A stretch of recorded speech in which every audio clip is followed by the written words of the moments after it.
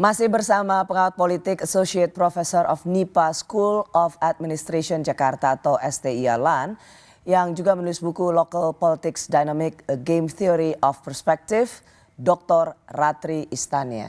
Mbak Ratri, kita tadi sudah berbicara soal sejak diumumkan oleh KPU, kemudian ada sengketa pemilu yang diselesaikan oleh MK.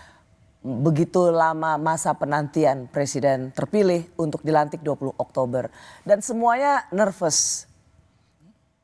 Memang kenapa lama? Karena itu mengakomodasi 2 putaran. Ada wacana yang kemudian rasanya cukup dianggap gila.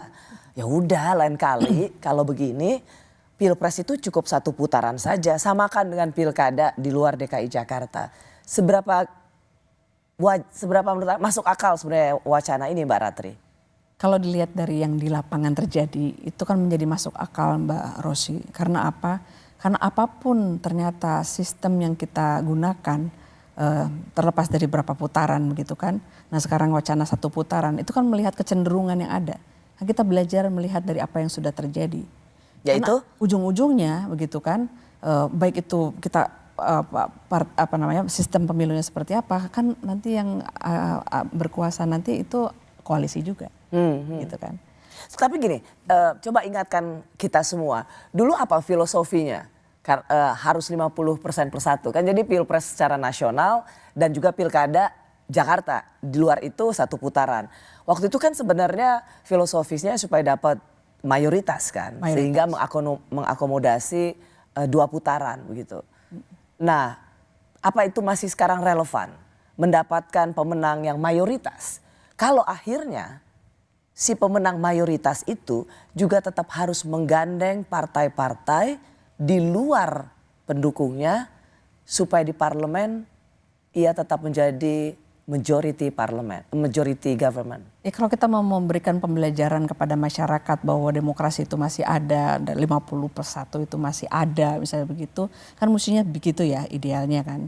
Akan tetapi ini kan sekarang kita berbicara mengenai elit dan kepentingan elit-elit partai itu seperti apa.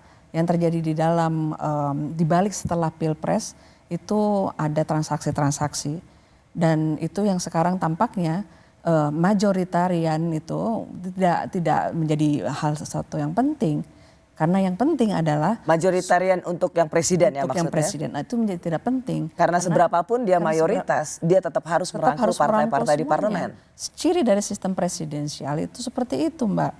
Pada akhirnya kan harus semua apalagi proporsional ya Mbak ya.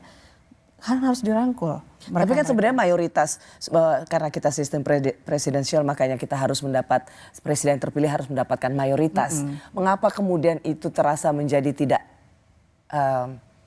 tidak relevan lagi? Karena apapun suara berapapun yang dibanyak sebesar apapun dia tetap harus mendapatkan atau menjaga supaya suara dia di parlemen, supaya program-programnya berjalan, maka ia harus mendapatkan suara yang sebanyak mungkin di parlemen. Mencontoh apa yang dilakukan oleh Presiden Jokowi di 2019. Paling tidak satu, untuk sistem pemilu seperti itu kan memilih siapa yang akan menjadi presiden, begitu kan, sehingga harus lebih dari 50%. Itu ketahuan secara mutlak dia memperoleh suara dan legitimate bahwa dia itu kan jadi presiden yang the next. Kemudian yang mungkin dipikirkan sekarang ini adalah proses dari nanti policy formulation yang ada di parlemen supaya berjalan tanpa halangan berarti. Dan itu saya kira itu merupakan akhirnya bentukan dari sistem politik di Indonesia itu seperti itu.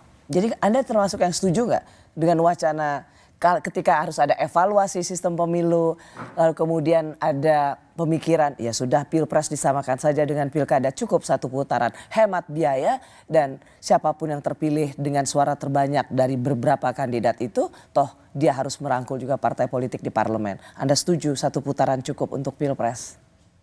Kekuatan pengecek itu kan jadi nggak ada Mbak. Kekuatan pengecek itu kan kita butuhkan untuk bisa apa-apa yang sekarang sedang dijalankan dan apa yang nanti akan dijalankan dalam bentuk policy bila tidak berkontribusi terhadap masyarakat banyak itu kan harus dicek. Kalau misalnya kita begitu menyerahkan ya udah satu putaran saja, karena toh sama-sama saja. Tetap saja kita harus merangkul semua, misalnya begitu. Jadi Anda ingin mengatakan bukan soal satu putaran, dua putarannya, bukan. tetapi bagaimana partai-partai yang kalah atau memang tidak mendukung presiden terpilih, mbok punya harga diri, jangan masuk dalam bahasanya. kabinet dan berjuanglah di luar kabinet. Dan satu hal lagi mungkin yang harus diperhatikan, partai yang sudah ada dalam koalisi dan menang begitu kan, mereka juga harus percaya diri kan. Ya sudah, nggak usah ngajak-ngajak yang lain begitu. Anda bisa jalan dengan sendirinya. Itu kan jadi pembelajaran terhadap bila kita memang masih mendukung sistem yang namanya demokrasi. Masyarakat juga akan lihat, oh kita punya orang-orang di luar sana, yang di luar parlemen, yang bukan koalisi pendukung presiden, tapi masih bersuara. Itu memberikan kepercayaan diri sekarang kepada masyarakat bahwa sistem ini masih hidup. Menitipkan suaranya pada orang-orang yang berada di luar koalisi, sekiranya yang di koalisi, yang ada di parlemen, merumuskan satu kebijakan yang tidak berpihak pada rakyat. Ingat Mbak, infrastruktur politik itu masyarakat kan butuh saluran. Saluran kan juga cuma satu. Oke, jadi kalau misalnya ada ketum partai politik atau politisi mengatakan, ya karena kita masuk kabinet itu bukan berarti kita tidak kritis, kita tetap kritis terhadap kebijakan pemerintah. Anda percaya itu? Itu agak sulit dilakukan ya. Dan itu menunjukkan apa message-nya? ambigu ya. Apa message-nya? Mau diajak ke kabinet, mau terima jabatan menterinya, tapi Saya kira beranilah tapi di parlemen digerogotin juga. Itu justru mencerminkan ke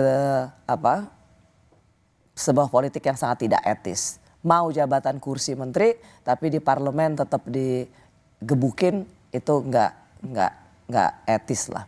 Jadi buat Anda saat ini yang Anda ingin katakan adalah inilah gunanya kita pemilu 5 tahun sekali. Hormati presiden terpilih, dia memang harus diberikan kepercayaan, ruang untuk menentukan siapa yang ada dalam kabinetnya, yang memang tidak sejalan atau berkampanye berbeda dengan presiden terpilih. Tahu dirilah dan serahkan pada mereka yang telah berkeringat memenangkan tetap kritis, Prabowo Gibran. Tetap kritis. Berada di luar bukan berarti diam kan. Harus tetap kritis karena itu pendidikan bagi masyarakat lainnya. Baik, Dr. Ratri terima kasih sudah di Rosi. Terima kasih Mbak Rosi.